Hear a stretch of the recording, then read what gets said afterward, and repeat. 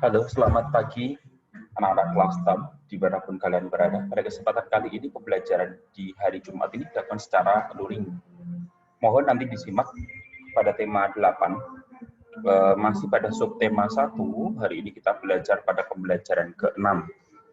Tolong nanti betul-betul disimak video ini. Selanjutnya tugas-tugas yang saya sampaikan di video ini bisa kalian kerjakan setelah menyaksikan video ini.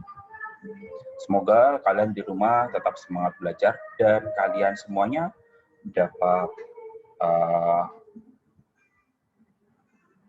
mengerjakan tugas dengan sebaik-baiknya. Perhatikan, pada pembelajaran ke-6, dalam sebuah bacaan pasti terdapat informasi penting. Informasi penting adalah informasi yang ingin disampaikan oleh penulis kepada pembaca. Ayo pelajari lebih lanjut mengenai informasi penting dalam teks informasi non-fiksi. Informasi penting dalam teks non-fiksi. Teks non-fiksi merupakan karangan yang dibuat berdasarkan fakta, realita, atau peristiwa yang benar-benar terjadi. Peristiwa yang ditulis dapat diambil dari kehidupan sehari-hari. Contoh teks non-fiksi. Di antaranya adalah laporan, artikel, skripsi, tesis, disertasi, makalah. Laporan adalah misalkan laporan penelitian, atau laporan kunjungan, atau apapun. Artikel biasanya adalah karya tulis yang berbasis ilmiah. Skripsi merupakan tugas akhir mahasiswa S1, sedangkan tesis tugas akhir mahasiswa S2, disertasi tugas akhir mahasiswa S3. Dan yang berikutnya makalah. Makalah juga merupakan bagian dari karya tulis ilmiah. Mereka semua dikategorikan sebagai teks non-fiksi. Karena apa? Karena berdasarkan fakta, realita, atau peristiwa yang betul-betul terjadi. Bukan berdasarkan karangan-karangan semata.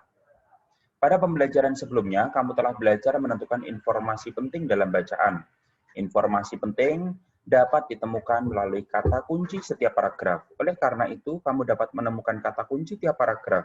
Kamu juga perlu menentukan gagasan pokok paragraf. Berdasarkan kata kunci dan gagasan pokok, kamu dapat menemukan informasi penting dalam teks non-fiksi.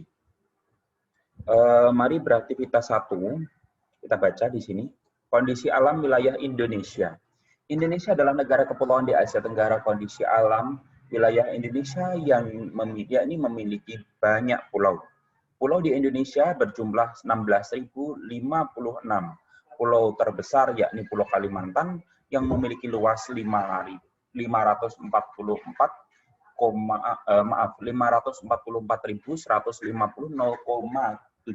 km. Nah, ini informasi pentingnya apa yang berada di sini?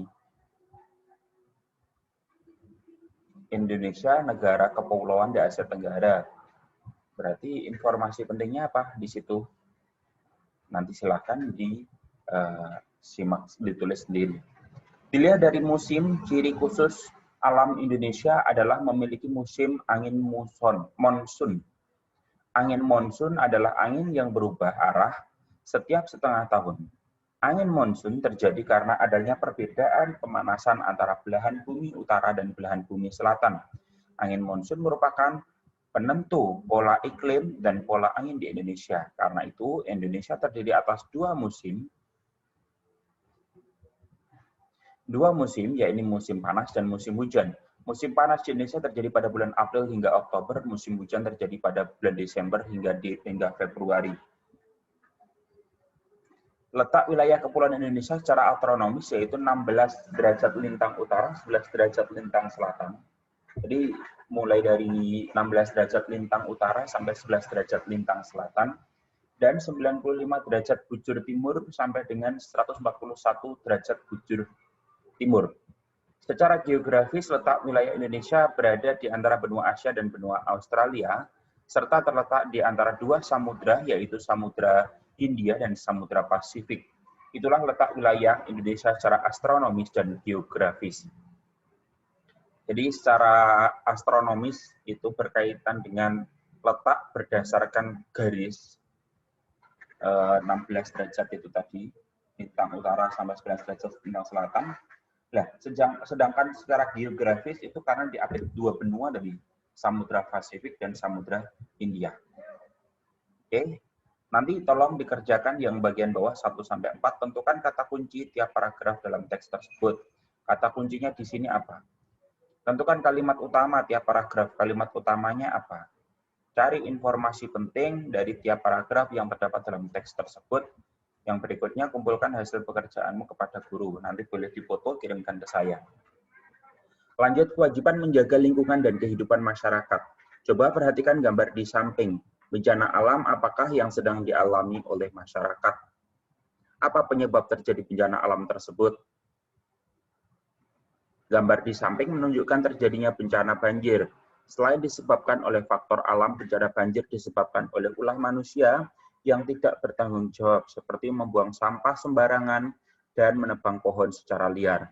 Kondisi tersebut menunjukkan bahwa manusia tidak bertanggung jawab dalam mengelola lingkungan alam. Setiap anggota masyarakat memiliki kewajiban untuk menjaga lingkungan. Upaya menjaga lingkungan dapat dilakukan dengan menerapkan beberapa tindakan berikut. Melakukan kegiatan reboisasi atau penghijauan hutan kembali. Gotong royong membuat tempat pembuangan akhir. Melakukan penebangan pohon dengan sistem tebang pilih, melakukan kerja bakti membersihkan sampah yang ada di selokan, memilah dan mengolah sampah untuk dapat dimanfaatkan kembali.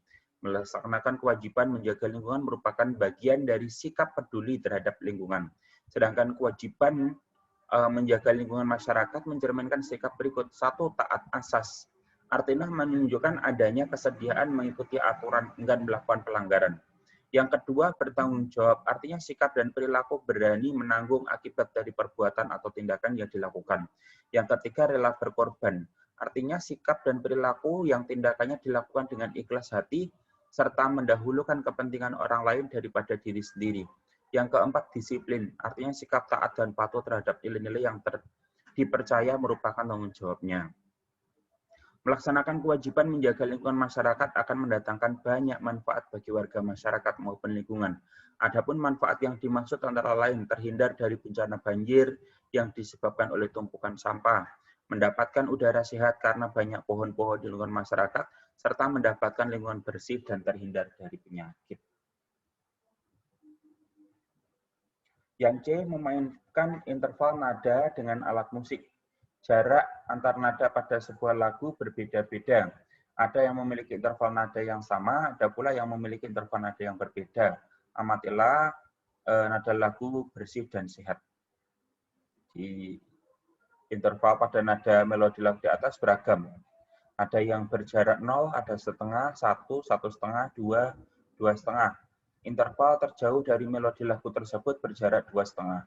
Interval terjauh adalah mi ke si, rendah. Sementara interval terdekat berjarak 0.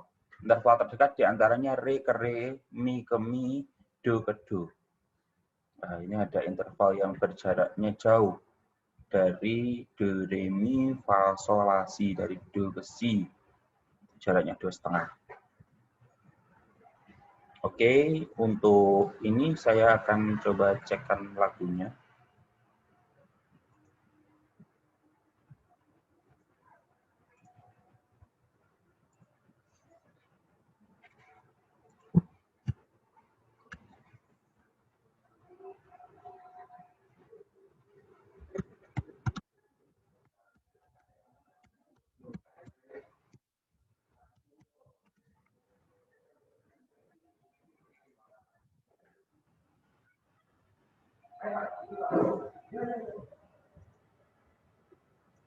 Oke, kita bisa perhatikan lagunya.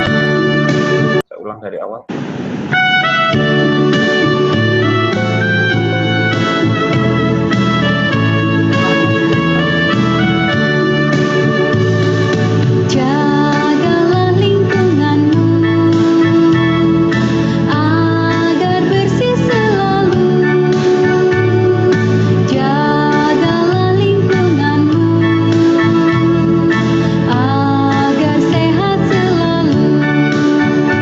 Kebersihan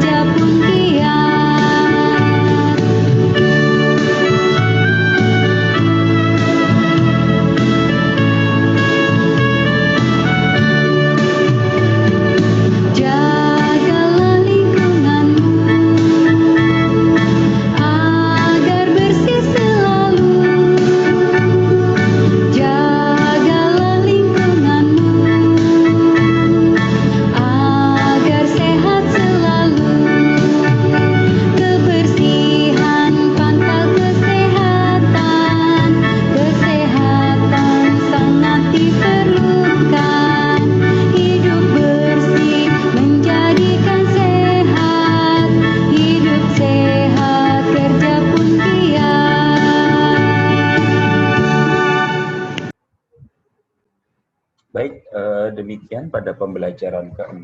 Nanti kalian tolong kerjakan soal penilaian harian pada pembelajaran ke-6 ini. Terima kasih, selamat pagi.